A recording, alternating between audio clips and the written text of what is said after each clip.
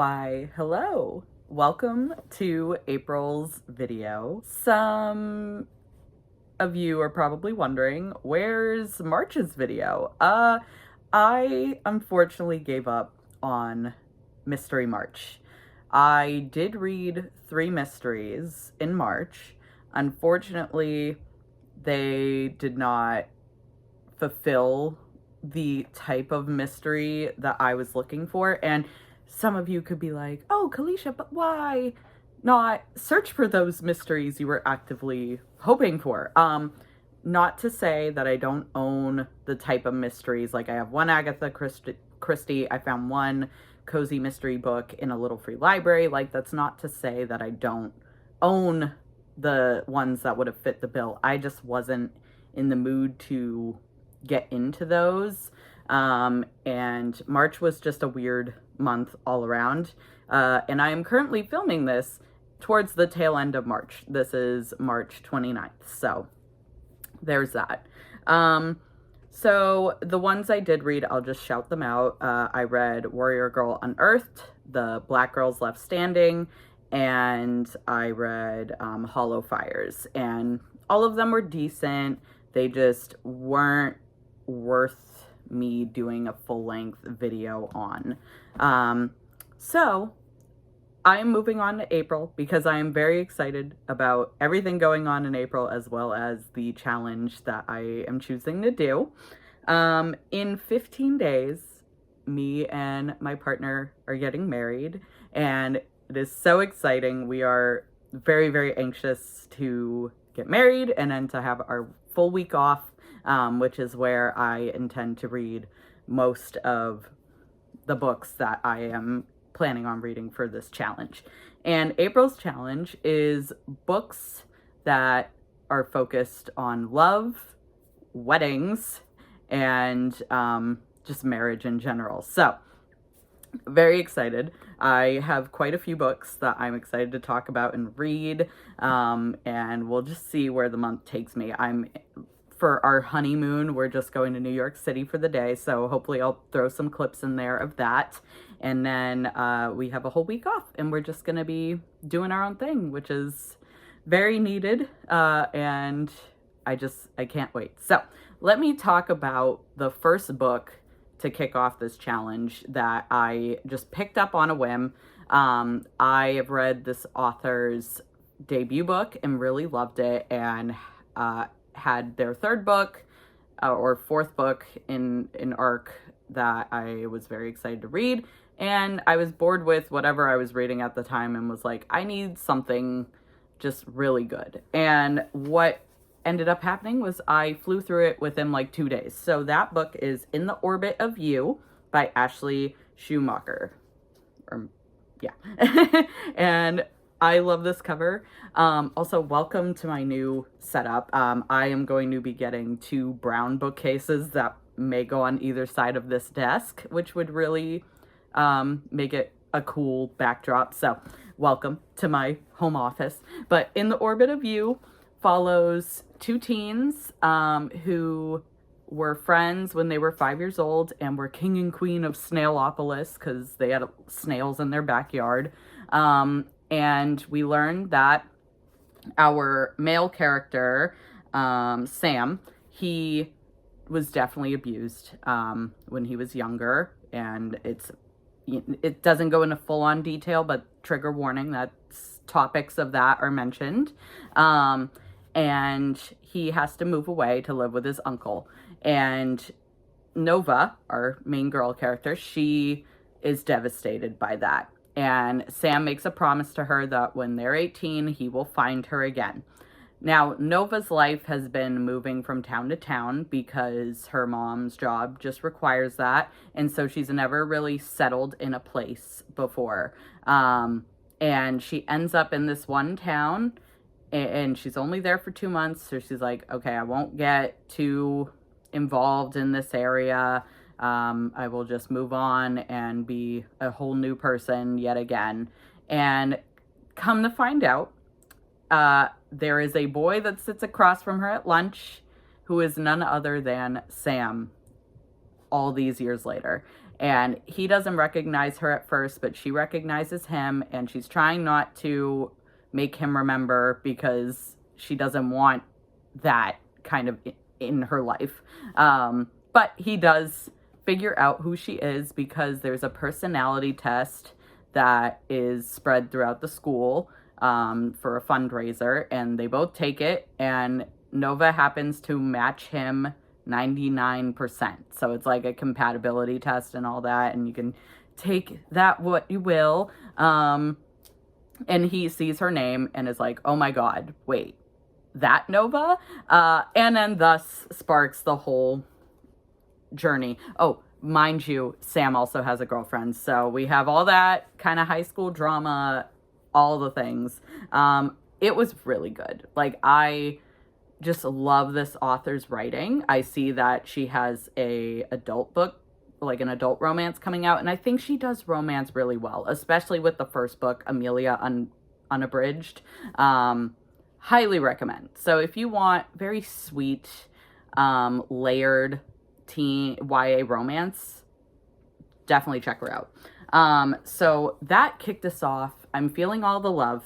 And the next thing that I'm currently reading and that I am so excited for, this book was the thing that created this challenge, okay? It is The Husbands by Holly Gramazio. And if you've never heard of what the synopsis is, let me tell you. This follows Lauren, who is single and not married. She comes home after a wild night out, and there's a man in her apartment, and they're married. And she discovers, after the first little bit of processing this knowledge that she's now married to someone, it's discovered that when these husbands, because there's multiple, go up into the attic, or like one at a time, go up into her attic, a new husband comes down, and they're never the same. So right now, from what I'm reading, we're on like husband number 9. And it doesn't matter how long they've been there. Like, they could be there for a couple minutes, go back up, a new one comes down. And I just love so far, I'm like 50 pages in, I love how we just don't know what's going on. And then also that each of these husbands have different personalities and layers already, even if it's just something so small as like he's naked coming down the stairs, or the ladder or whatever. And so I just want to relish in the idea of this character like being with different husbands and how those dynamics shift throughout this whole thing. And, you know, I'll be happy if we don't get an explanation as to why multiple husbands are appearing at random. Or not at random, but I'm sure you get the gist of what I'm trying to say. But that's what I'm currently reading. Love, weddings, and marriage. It's all a broad variety in my collection, so I could take it however I will. But yes, 15 days. We're counting down. Very excited. So I will let you know what I think of The Husbands as I keep reading. And it's time for my thoughts on The Husbands. This 5-star.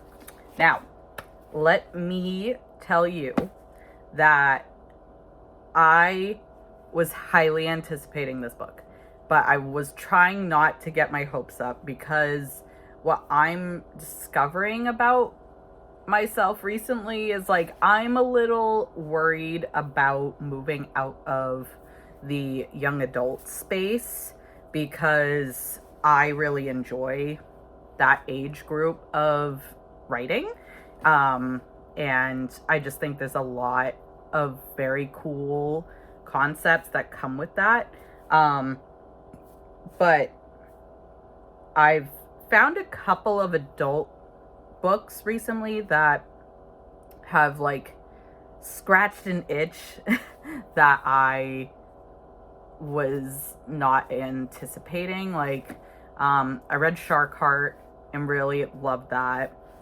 I read this one, really loved it. And like, I'm just trying to branch out, but I'm hesitant to because, like, I don't know. Like, adult books, the ones I've read in the past, not as an adult, like full on, have been a little weird. And I also don't really like romance, like adult romance, because it could be either really cheesy or really weird. And the things that I've found with adult books is there's a lot about like sex. And what was refreshing about this one is that if there was any mention of that, it was very quick and not in detail. So like it didn't take away from the main course of plot that we had going on. So the husband in a couple of the relationships that we're meant to see out for a little bit, and I just really loved each experience. The other cool factor about this is that her life changes depending on the husband, and I love the butterfly effect. I love anything that deals with choices and different courses of action, like the Life is Strange games, and just anything to that extent really appeals to me. So this was like everything I love in a book form: relationships, different life because of choices made, or in this case, it's just the universe making all this happen to her. And like, even though the ending wasn't as great as I was hoping for, it was kind of perfect for the overall tone of the book. So yeah, I very much enjoyed The Husbands, and I think that this was like the perfect book to pick up to kick off my wedding month, which we are now like 10 days away, which is so crazy. I try not to get all into it at work because like no one knows all the things that have happened over the years, like for us to get to this point. And like, I don't know, I'm not a big center of attention person either, so I'm just kind of like, yep, it's very cool, and I move on. Yeah. What am I going to get into next? I'm thinking, there's a couple books. The one that I mainly want to get into is called Big Gay Wedding by Brian Lane. And that one is about a queer couple who, and I think we're following one of the groom's moms, and they want to have their wedding at her farm, and it's set in Louisiana, so in the South, that's not as accepting, and so it's about the community not wanting that, and yet the mom and the couple are trying to make it happen. And I think it's supposed to be lighthearted, but I think what's steering me away from it is that I don't want it to be a heavy story. Like, I want it to be happy. So I want to get into that. But what I did end up picking up, if I can remember where I put it, I think it's over here. Yeah. Let me pull it out of my book sleeve. It is The Maid and the Crocodile, which I was already 100 pages in, put away, and want to try and finish it finally, because I only have like 100 something pages and I could try and wipe it out. And this is kind of a romance, but it's more on class and working class and gods and curse breaking and stuff like that. So maybe Big Gay Wedding. So we will see. But either way, I'm gonna finish a book before the weekend. That's my goal. So we'll see if I succeed. All right, let's get into the next one. We are officially a week away from the wedding. I mean, I feel weird about feeling so excited, but like it's a feeling that like you're just so sure about who you're gonna be with, like, or at least in my case, I'm sure of who I want to be with for the rest of my life. So like, you know, mushy, but like so true. We had a really great morning reading this morning. One of them, so both of these fall under the kind of theme I'm going for this month. I first started listening to the audiobook for this book I'm about to talk about, and then I saw the author in person before reading this book, and I got like 100 pages in and then put it down and didn't touch it for a few months, and then just recently downloaded an ebook and then started getting back into it. And at this point it was just like, I want to complete it and get it out of the way. So I finished The Maid and the Crocodile by Jordan Ifueko, and it was solid. Like, I feel bad because whenever I start a book through audiobook, I am not as in tuned to it as I would be if I picked it up and started reading it. So reading it through three different formats kind of ruined the reading experience just a bit. But I think this is a great book in actuality, like in themes, in current issues talked about in a fantasy, or like portrayed in a fantasy way, and then the core relationship with Sade and the crocodile god. He is such a simp for Sade, and it's throughout the whole book, and it's like really entertaining to watch. And the author had referenced Howl's Moving Castle a ton in this book, so I have not read that or watched the movie, the Studio Ghibli movie. So if you like that, I think you will enjoy this. I also really liked just having an African inspired fantasy. I really want to read what is it? Hold on now. Raybearer. I want to read that very badly, and I regret giving my arc away that I had a long time ago. So, very solid. Definitely felt the love, the romance in this book, especially in the ending. I thought the ending was really sweet. And yeah, like it's a heavy book in subject matter, but it's a very light fantasy, if that makes sense. So, that was The Maid and the Crocodile, officially finished and out of my hair. The only other two that are like that I experienced with that is Spinning Silver. I am like 250 pages in, way over halfway, and I just have not touched it again. And I heard like that's not one of her stronger books, Naomi Novik. So hopefully I get back into that, because I really want to just check that off. And then Wicked Fox, I've owned for years, and I got 100 or so pages into it and then have not picked it back up. And I'm like, I'm sure a lot of you are like, just DNF it, but like, this is a matter of like, I like the story, I'm just not in the mood to read it. So I'm hopeful I could get back into it. But let me talk about the manga that I very just quickly finished right after reading The Maid and the Crocodile this morning. Choking on Love, Volume 1, by Kiko Awashita. Yeah.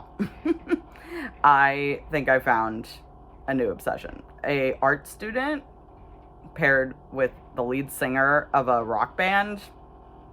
I mean, the guy in this, like, it's bringing me back to my anime days where I, like, just really was obsessed with, like, you know how we have book boyfriends now? I had anime boyfriends, okay? Like, they were so gorgeous to look at, and like this is feeding that kind of energy. I like it gave so much in the first volume that I'm like, okay, I have to like see what the rest of this is gonna be like. The plot is that the lead singer of this band, our main character Gaku, I believe, he spilled a drink on our main girl's computer, and like she's a perfectionist, and she also is like strict with deadlines and like just working on her art, typical art student stuff.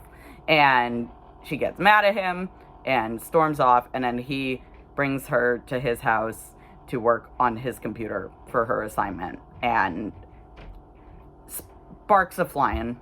Okay, sparks are flying. And then the way this story continues is that they want her to design their band posters because the ones prior sucked royally. So it's very entertaining. I highly recommend if you want something just really sweet and lighthearted, and I'm sure down the line in the further volumes it's going to be a ton of drama. So I'm all for it.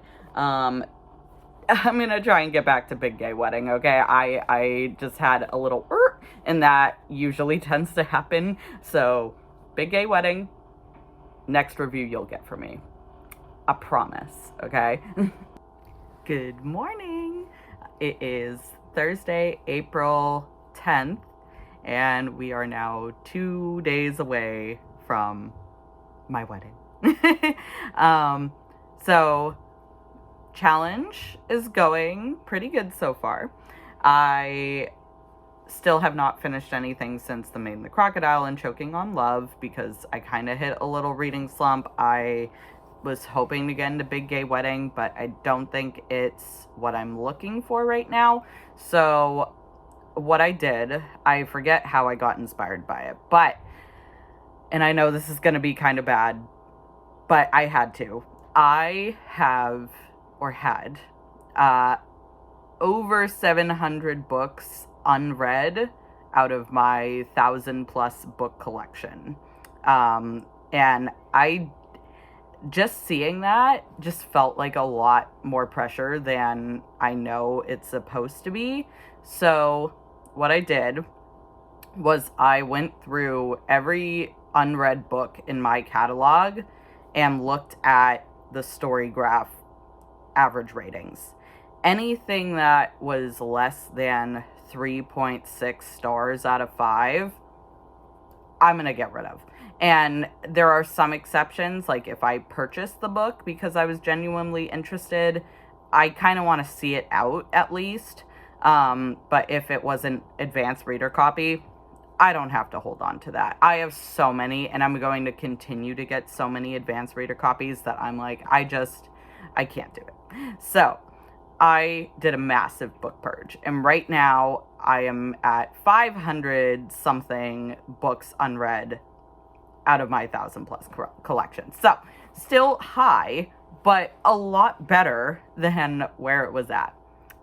So with that really helped with this challenge because there were at least 4 books that I pulled that had a mediocre rating or a pretty terrible one. So those are out. That fluff is out. Making room for hopefully books that are worth my time, and that would fulfill me more than something that's just mediocre. So what I'm reading now is called A Love Like the Sun by Riss M. Nielsen. And this follows our main character, Linnea, who co-runs a natural hair product store in Rhode Island with her mom. And unfortunately, it's not as prolific as they hoped it would be, so they have to shut it down. Her best friend since forever, Isaac, he is super famous. He's an influencer. And so what is his grand plan to help save the business? Pretend that they're dating. So it's definitely a fake dating trope. But it's also definitely going to be friends to lovers. Okay. Like they're giving right in the beginning. And so I love this because the chapters are very easy breezy to get through.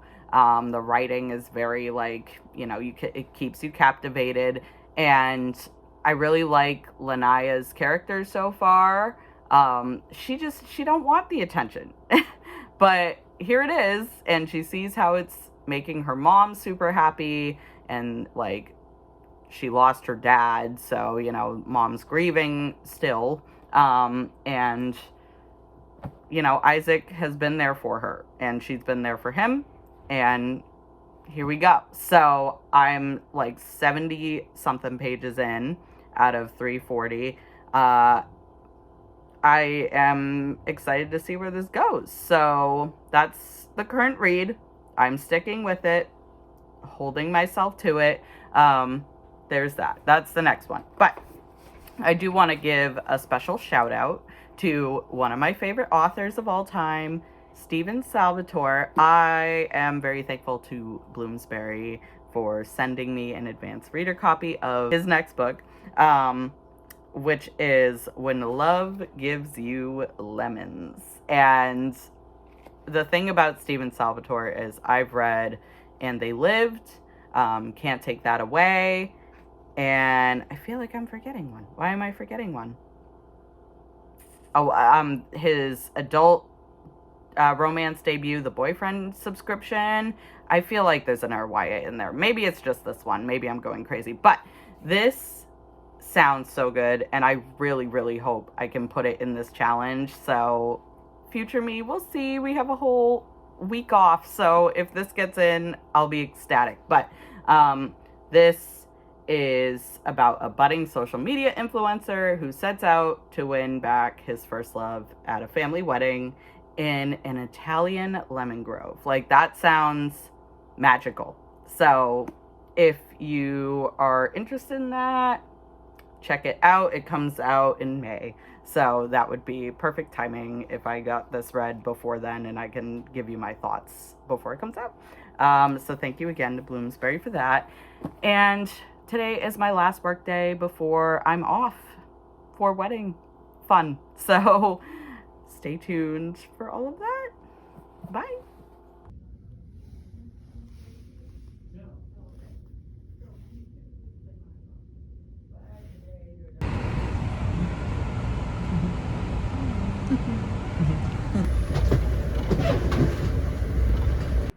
Hi. So, it is April 18th, I think. It's a Friday. I'm on honeymoon time, and I'm married now. Yay! Wedding was extraordinary, and like the day went so smoothly. Even if the weather wasn't like sunny and picturesque, it snowed right in the morning, and then it rained, and then it was like very light rain, and then it was kind of cloudy. But temperature was not too cold. I was a bundle of nerves when I was in the car, and then when I was in there, like, things didn't go exactly to plan. We were at a butterfly garden. I had a whole procession plan, and then like our officiant is very old, and she was like out in the waiting area with the rest of my bridal party, and then I came in, and I'm like, she wasn't in the garden with my husband. So yeah, but lovely ceremony. Funny moment was that we prepared vows, and then she like didn't even ask us if we did during the ceremony. So then when it ended, my husband was like, vows? And she was like, congratulations, and walked off. So that was hilarious. And then reception was just so sweet. The friends that we had do speeches did a really awesome job, and it was just all in my feelings. We said our vows at the reception, which was great because my mom is hard of hearing, so like having the microphones this time was way better, where everyone could hear it. And then my uncle played some of my favorite songs that we had for the wedding on piano. And yeah, just so sweet. Happy that everyone that was meant to be there was there, and they cleaned up everything. Like, so we had his parents doing the food, which was delicious. We had so much leftover mac and cheese. And yeah, I'm very happy to be married now. And then we are off for this week, and we have a few more days left of just our staycation pretty much. And yeah, it's been very sweet. And I've read 3 books in the time since my last clip. So let's talk about them. I finished A Love Like the Sun by Riss M. Nielsen. Very good. Definitely a pure romance, like your stereotypical romance. This is a friends to lovers story, and it involves, social media influencing and the media in a relationship, and, just being honest. And it talked about chronic pain, I think, a little bit. There was some sort of disability or illness that happens. I'm blanking because it's been a few days. But either way, really good. I read majority of this on the train ride into New York, which was awesome. That was like a 3-hour train ride. And when we got off, I had like 30 pages left. So I finished that on the start of the way home. Yeah, I think it was very fast paced, and I liked the main character, and yeah, the premise, like, of saving the hair care store, that was great. And there was just some really sweet moments. The things I didn't like was that this was very dialogue heavy, which didn't leave enough room for like details of like our setting and like different events that were going on. And then I didn't like the relationship. I was more interested in learning about how they save the hair care place, and then like Lanaya going through her disabilities and like, the illness hindering certain aspects of her life. I didn't like Isaac. I didn't like that whole dynamic. And I think if we sat a little more in the friendship aspect of their relationship and then took like the last few pages to get into the romance part, I might have been for it. There also felt like there was forced smut, if you will. But yeah, I mean, I think it was a great read for just something quick and loving. So that was that one. In New York, I went to the Strand. I went to McNally Jackson by the Nintendo store. I don't know all the areas. And then I checked out Rizzoli Books, and I think, and one Barnes & Noble, but not the one that everyone talks about in Union Square. That's the one I wanted to go to, but we didn't go there. So that was that.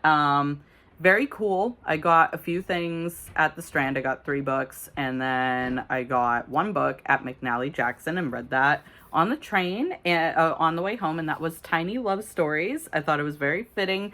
These were true tales in 100 words or less. It was through, I think, like a podcast or something that, it was a part of the Modern Love column in the New York Times, and they were submitted by readers, and they compiled them into this collection. And most of them were more bittersweet than I was anticipating. Like, some people were broken up, some people were separated through, passing. And then there was some sweet ones. I can't remember any off the top of my head. Like, it's all kind of a blur, but it was cute. So if you want just something quick and sweet, I recommend. Go into it knowing that there are majority kind of somber stories, unfortunately. And then I brought a book specifically knowing we were going to be on trains in New York, like going in and leaving. We were only there for the day. And I knew that the ride back was going to be like four plus hours. And so I was like, maybe I could get to this book. I read like 40 pages and then just kind of was vibing the rest of the time. This book comes out in August, and it's called Leaving the Station by Jacqueline Arlot. And this follows Zoe, who is heading back home, and they are feeling very conflicted about where they want to take their life. They were freshmen in college, and then they decided, like, after what we learned was a pretty bad relationship, that they are pretty much, wanting to move on and do different things with their life. So they are on this train from New York to Seattle for 4 days, and there they meet a girl named Oakley, who is going back home after a kind of failed New York queer excursion, if you will, and just wants to go back to her family. And we learn that she is an ex-Mormon and potentially wants to go back because she misses the community aspect of her religion. So we kind of follow their experience, their conversations. I really liked the in-depth conversations between the two of them, and we learn a lot about, like, being honest, which I feel like a lot of stories get that message across of, like, be honest with the people you love and, like, just anyone around you, don't hide truth from people. And I liked the juxtaposition between the events on the train and the events that Zoe went through with the boyfriend that they had, and why they dated him when they claimed that they were a lesbian. And we get some of that kind of queer confusion thrown in there. And yeah, it was very fast paced. I think I appreciated the train aspect, the train setting more, because I was I was in Penn Station, so I got to, like, get myself immediately into the book. And, I was on a train for the first half of this, so it was like we were in there. Yeah, so those are the 3 that I read. Still doing very good. I aimed to have 3 books finished before I went back to work, and we succeeded, so yay. I have time with, like, the 5 or 4 days left of the honeymoon here to read some more books. So I want to get at least 1 or 2 more in, and I just hope they're very good. So I will keep you posted. We're having a great time, and yeah. I initially was going to get into Brewed with Love, because obviously love's in the title, people.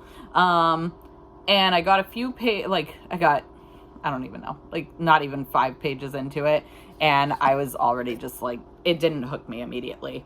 I'm still curious enough about the story to want to try to pick it up at some point, but I'm not going to pressure myself if it didn't immediately call to me. Then, because I knew that, subconsciously, I was looking through my books and being like, okay, what's something that I might be able to get into?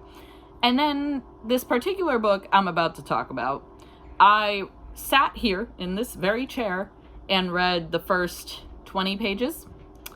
And I was in the middle of watching, like, a YouTube video, and then my now husband went, oh, aren't you gonna watch the TV? And I was like, oh, yeah, I'm coming. I just got sucked into this book and dropped Brewed with Love, went on to this one, and then I flew through, I think, up to 100 pages that night, and then went on to read the next 100 pages in the morning the next day, and then finished it the night of. And wow, I feel like if you know, you know, but it is The Darkness Outside Us by Elliot Schrefer, I believe. Wow. All the people that said go into this blind were not kidding. I am not a sci-fi reader, and so reading this was a bit of a stretch for me. However, all the praise that this book gets is correct, in my opinion. I mean, all I'll say is there's 2 queer teen boys, and they're on a rescue mission for Ambrose's sister, who is on, like, Saturn's moon, Titan, or something like that. That's all I'll say. Mystery and a little bit of romance, which is why, like, I'm talking about it, because it definitely had a strong romance plot to it. And yeah, fast-paced. Like, this is almost 400 pages, but like I said, 2 days. Picked it up and finished it within 48 hours. So there we go. Yeah, no, I highly recommend him. Like I said, I can't get into all the details because you just have to not know what's going on. Okay, so that is that.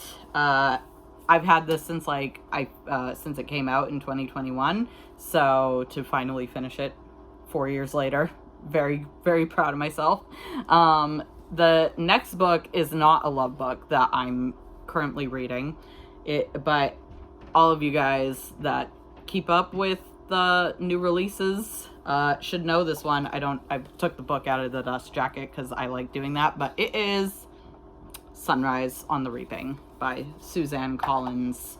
I read The Hunger Games and I read Mockingjay back then, okay, when it was like when I was in middle school or something. I couldn't find Catching Fire anywhere, okay, so don't give me hate for that, but I did not know the wonder of independent bookstores when I was a young kid, and so if I had known, I probably would have likely found Catching Fire, okay, but I only had a Barnes & Noble, so I read Hunger Games and I read Mockingjay. I remember liking The Hunger Games. I remember nothing about Mockingjay. I saw all 4 movies, and then I recently saw Ballad of Songbirds and Snakes in the theaters last year, twice. I did not read the book because everyone was having their moment of like, oh, you know, she can't write anything else, and like, why now when it was like 2020 and all that stuff. I've now grown to appreciate her stuff because it sounds like she only writes when she has something to say, is what I've heard. So I really vibe with that. And so far, I mean, I was intrigued to know this was about Haymitch and his Hunger Games.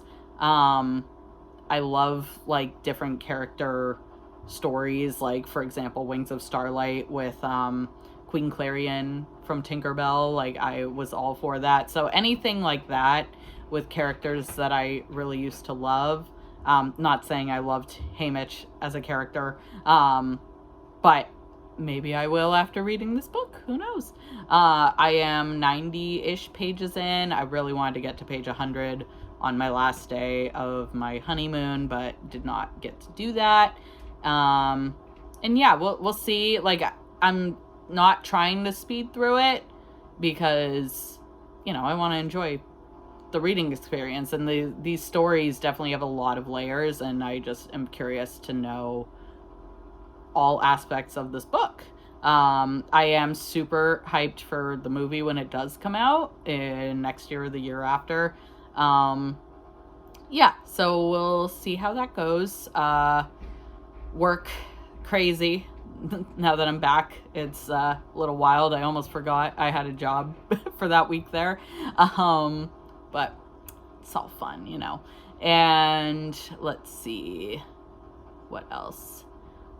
Within this week and the little bit of April that we have next week, I want to finish Sunrise, and it should be possible.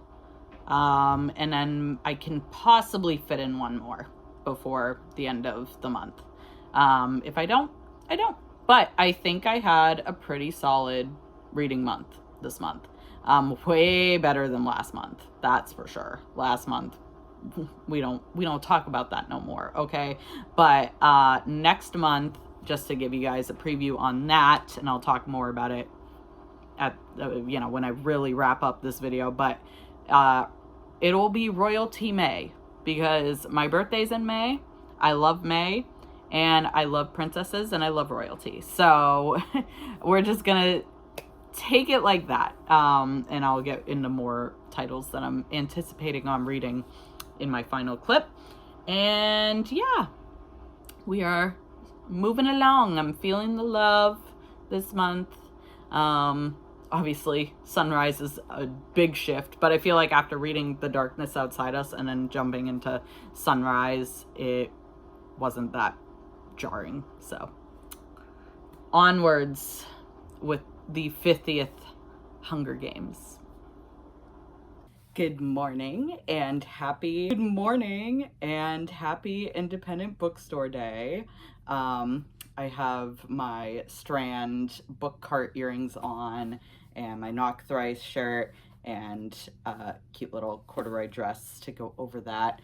I need more t-shirts. I need easy, good looking on me t-shirts that I can wear to work because it's heating up. So bye fall clothing, unfortunately. But regardless, hello. So let me just start off a little side note from our video topic, but I just want to say that bookstores are amazing spaces, and for any and all readers watching me right now, I just want to tell you guys that if you are ever looking for a place to hang out, to feel safe in, to just feel like you have a place away from home, bookstores are it, okay? But especially independent local bookstores. You're not going to find an atmosphere that matches what independent bookstores give you anywhere else, because they're all individually unique and cater to the local community in different ways. And working at the bookstore that I work at, I find that first off, I live too far from it to have an occasional, like, I'm gonna go in and sit and read at our cafe and all that stuff. I wish I had a bookstore right down the street from me that I could go to. More times than not, I'm driving to go somewhere. But with that being said, like, being a bookstore manager is a lot different than how it used to be when I was a bookseller at a different bookstore. It's less about the books for me, because I'm focused very much on the business side of things and administrative side of things, and more times than not, I'm dealing more with staffing issues than I am with actually recommending books to customers. And just in like general problems that happen with the store, that come up from time to time, more often recently. Every day, basically, I deal with something chaotic. And it really, I love it. However, I do wish I was being one with the books more, if that makes sense. But, I have to remind myself every day, like, that even though this is a retail job on paper, like, there is a different aspect to it where you are, you're with books, and books mean a lot of things to a lot of different people, and their experiences are vast and unique to them and to me. And just, I always want to sell a book in a way that people are going to appreciate. And I just really hope that they love it. Like, them buying the book is one thing. Them going home, reading it, and loving it is a whole other thing. And I don't get to see that. I just hope that that's what happens.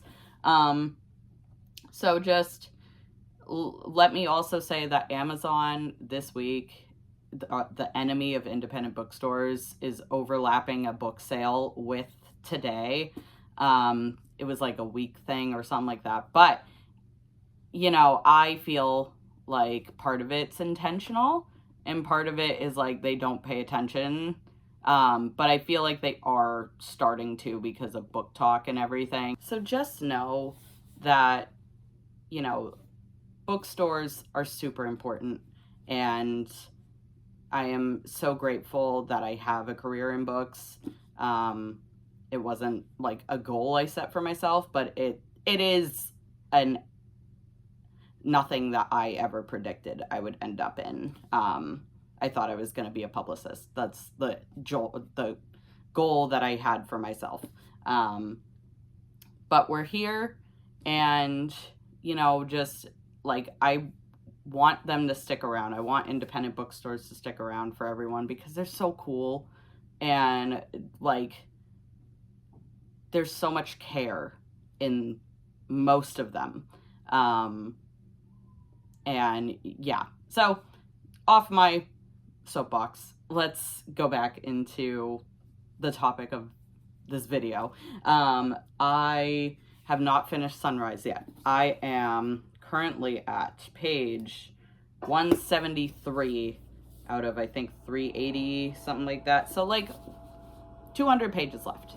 I'm not, things are moving slow. Things are moving slow, and I'm kind of not vibing with that. At the same time, like, we're getting a lot of context before the game actually starts. So if you're expecting like immediately jumping in and action, no, that's not what's going to happen in this book. So yeah, and like, obviously I want to avoid talking about it too much because I know a lot of people haven't even opened the first page yet. Totally fair. So just know, still plugging away.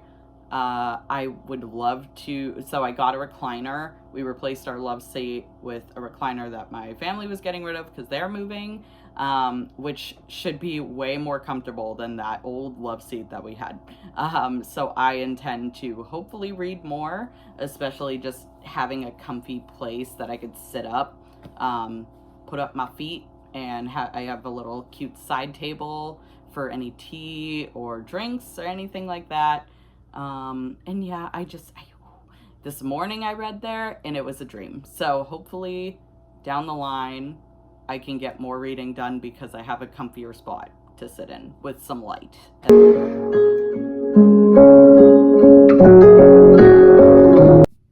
Why, hello. It is April 29th. Happy Monday. I'm going into work for 3. But I spent my morning finishing Sunrise on the Reaping. Thoughts. I'm not gonna go too in depth, but I didn't give it 5 stars. So there's that. I thought it served what it needed to serve. But something wasn't clicking. Like, it felt, I don't know how to describe it. It was just like, I was kind of bored, but I was also intrigued. But like, there wasn't wow moments. How about that? There wasn't wow moments. Maybe like 2 things I can think of that made me gasp. And yeah, I mean, I don't know. I don't know if it's just because I haven't read The Hunger Games in so long, but like, I watched Ballad of Songbirds and Snakes. I didn't read the book, which is probably part of the problem. But like, my intention was to read the core trilogy, then Ballad, and then this. I'm not a big rereader, so that was like definitely going to be a challenge if I did do that. But I couldn't wait anymore. I was just like, I want to know. I want to know. And I felt like I didn't have to read the core trilogy, but then now after reading it, I'm like, maybe I should have. Because I'm sure if I remembered certain characters from the other books and songs, there was a lot of songs in this one. It might have hit harder for me. But yeah, I don't know. I'm like a little sad because I really wanted to enjoy it and like be all about it. And like it wasn't bad. I didn't hate my time reading it. I just didn't it like if you give me a couple of months, I'm probably going to forget most of what happens in the book. So it's like when the movie comes out in 2026, am I even going to remember what happened? You know, like specific things to make me like compare the movie and the book? I don't know. So there's that.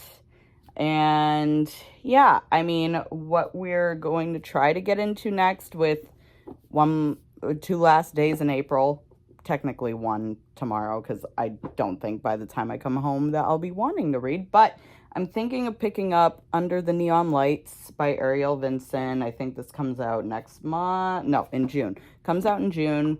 It's a novel in verse, roller skating, gentrification, a Black romance, I think. So, yeah, I will let you know what I think of that. I'm just, April's been tough. I mean, it's been great because of the wedding and having the week off, but we just went right back into chaos and I'm a little stressed. We are human. So I'm gonna head to work and conclude this day and then wake up hopefully refreshed and ready for tomorrow, just having time off again. So there's that.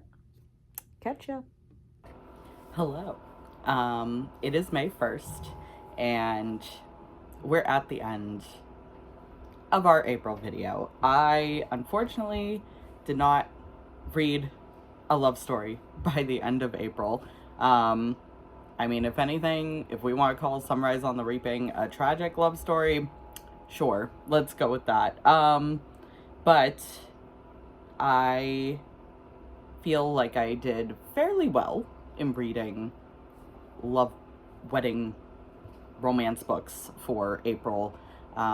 The Husbands was definitely probably the top of the month because it was the most engrossing.